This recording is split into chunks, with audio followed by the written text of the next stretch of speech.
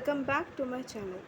आज हम लोग पढ़ने जा रहे हैं संस्कृत वर्णमाला। संस्कृत वर्णमाला पढ़ने के लिए पहले हम लोग को जानना होगा कि वर्ण किसे कहते हैं और वर्णमाला किसे कहते हैं। तो इसलिए पहले हम लोग स्टार्ट करेंगे वर्ण किसे कहते हैं। तो उसके लिए पहले हम लोग जानेंगे वर्ण किसे कहते हैं। पहला वर्ण, छोटी सी छोटी ध्वनि को हम लोग वर्ण कहते हैं। वर्ण किसे कहते हैं? छोटी सी छोटी ध्वनि को हम लोग वर्ण कहते हैं। और वर्णमाला किसे कहते हैं? जिन वर्ण के टुकड़े ना हो सके। वर्णमाला होता है जिन वर्ण के टुकड़े ना हो सके उन्हें हम लोग वर्णमाला कहते हैं। और वर्ण होता है छोटी सी छोटी ध्वनि को हम लोग वर्ण कहते हैं। वर्ण टोटल 3 टाइप्स के होते हैं, स्वर, व्यंजन और अयोगवाह। वर्ण टोटल 3 टाइप के होते हैं, स्वर, व्यंजन और अयोगवाह। स्वर व्यंजन टोटल 13 होते हैं। स्वर व्यंजन टोटल 13 होते हैं और उन 13 स्वर व्यंजन को हम लोग 3 भाग में डिवाइड करते हैं, दैट इज़ ह्रस्व स्वर, दीर्घ स्वर और संयुक्त स्वर। फिर से एक बार हम लोग कहते हैं, वर्ण किसे कहते हैं? छोटी से छोटी ध्वनि को हम लोग वर्ण कहते हैं। और वर्णमाला जिन वर्ण के टुकड़े ना हो सके उन्हें हम वर्णमाला कहते हैं। और वर्ण टोटल 3 प्रकार के होते हैं, स्वर, व्यंजन और अयोगवाह। स्वर व्यंजन होते हैं 13 और उन 13 स्वर व्यंजन को 3 भाग में डिवाइड किया जाता है। पहला है ह्रस्व स्वर, दीर्घ स्वर और संयुक्त स्वर। ह्रस्व स्वर होते हैं 5, दीर्घ 4 और संयुक्त भी 4। ह्रस्व स्वर कौन से वर्ण कहते हैं? अ, छोटी ई, छोटी ऊ, छोटी री और छोटी री। दीर्घ स्वर होते हैं आ, बड़ी ई, बड़ी ऊ, बड़ी री। और संयुक्त स्वर होते हैं ए, अय, ओ और औ। तो स्वर व्यंजन टोटल होते हैं 13 और उन 13 स्वर व्यंजन को 3 भाग में विभाजित या डिवाइड किया जाता है। पहला है ह्रस्व स्वर, फिर दीर्घ स्वर, फिर संयुक्त स्वर। ह्रस्व स्वर होते हैं 5, दीर्घ 4, संयुक्त 4। तो 5, 4 और 4 टोटल होता है 13, इसलिए 13 को 3 भाग में डिवाइड किया जाता है, 5, 4 और 4। ह्रस्व स्वर होता है अ, छोटी ई, छोटी ऊ, छोटी री, छोटी ली। दीर्घ स्वर होता है आ, बड़ी ई, बड़ी ऊ, बड़ी री। संयुक्त होता है ए, अय, ओ और औ।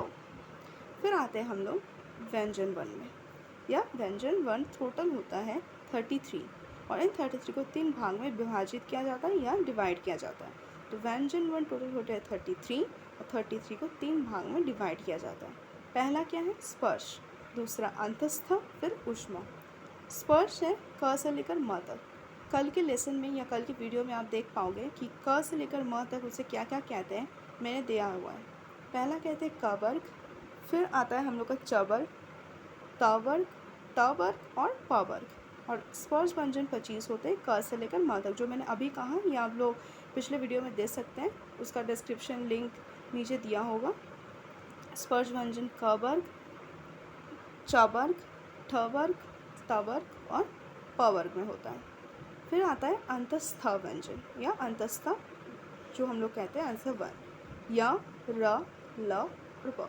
ये 4 होते हैं, य, र, ल और ब। फिर आता है ऊष्मा व्यंजन, स, श, स और ह। तो क्या हुआ? व्यंजन वर्ण टोटल होते हैं 33 को 3 भाग में विभाजित या डिवाइड किया जाता है। वो 3 होते हैं स्पर्श, अंतस्थ, ऊष्मा। स्पर्श होता है 25, अंतस्थ 4, ऊष्मा भी 4। स्पर्श होता है क से लेकर म तक, यानी क वर्ग से लेकर म वर्ग तक। अंतस्थ होता है य, र, ल, ब। ऊष्मा होता है स, श, स और ह। फिर आता है 3 नंबर का स्वर वर्ण, यानी यौगवाह। यौगवाह में 2 होते हैं, अनुस्वर और विसर्ग। अनुस्वर और विसर्ग। स्वर यानी अयोगवाह, इसमें अयोगवाह में आता है अनुस्वर और विसर्ग। अनुस्वर ऐसा दिखता है और विसर्ग ऐसा। तो पहले वर्ण में हम लोग क्या करें? वर्ण, छोटी से छोटी ध्वनि को हम लोग वर्ण कहते हैं। और वर्ण 3 प्रकार के होते हैं, स्वर, व्यंजन, अयोगवाह। स्वर होते हैं 13 को 3 भाग में विभाजित किया जाता है, ह्रस्व स्वर, दीर्घ स्वर, संयुक्त स्वर। ह्रस्व स्वर होते हैं 5, दीर्घ 4, संयुक्त भी 4। ह्रस्व स्वर होते हैं आ, छोटी ई, छोटी ऊ, छोटी री, छोटी ली। दीर्घ होता है आ, बड़ी ऊ, बड़ी री और बड़ी ई। संयुक्त स्वर होते हैं ए, अय, ओ और औ। व्यंजन वर्ण होते हैं 33 और उन 33 को 13 भाग में विभाजित किया जाता है, यानी 3 भाग में विभाजित किया जाता है। स्पर्श व्यंजन 25, अंतस्थ 4, ऊष्मा 4। स्पर्श क से लेकर म तक, अंतस्थ य से लेकर ब तक, यानी य र ल व। ऊष्मा स से लेकर ह तक, श स और ह। अयोग वहाँ सिर्फ 2 होता है, अनुस्वर और विसर्ग। और संस्कृत वर्णमाला में टोटल 48 वर्ण होते हैं। 48 वर्ण कैसे होते हैं? पहला है 5, उसके बाद 4 और 4, 5 4 4, फिर आता है 25, 4 और 4, 25 4 और 4, फिर आता है 2 इक्वल टू 48।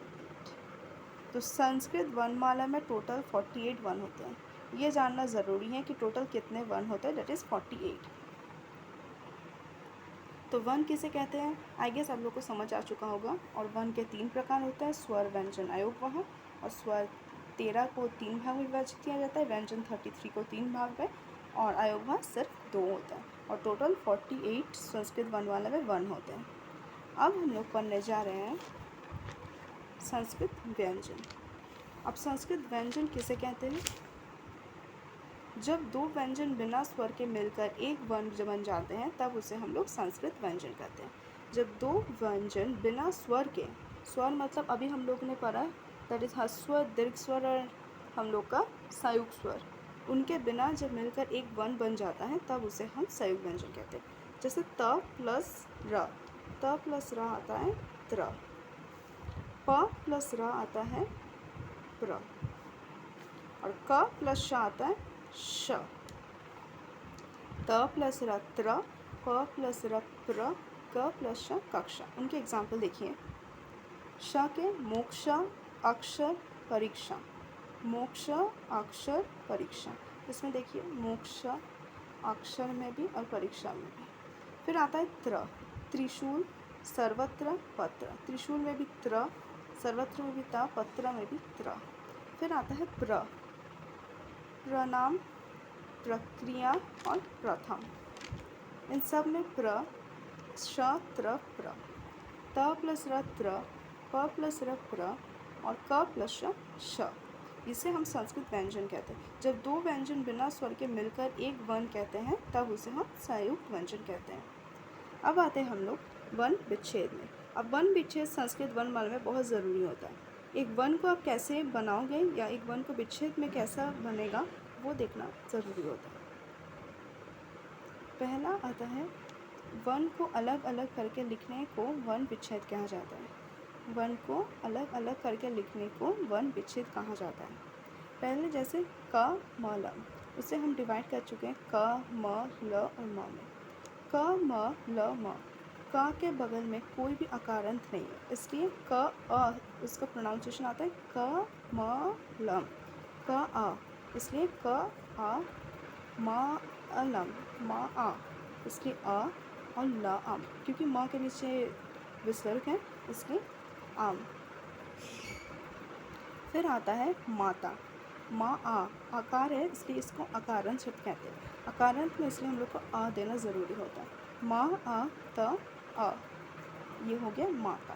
तो कमलम में अकारांत शब्द नहीं है इसलिए सिर्फ अ लगेगा, और माता में अ आकार है इसलिए अकारांत शब्द होगा। और जैसे कुछ एग्जाम्पल देखिए, कक्षा।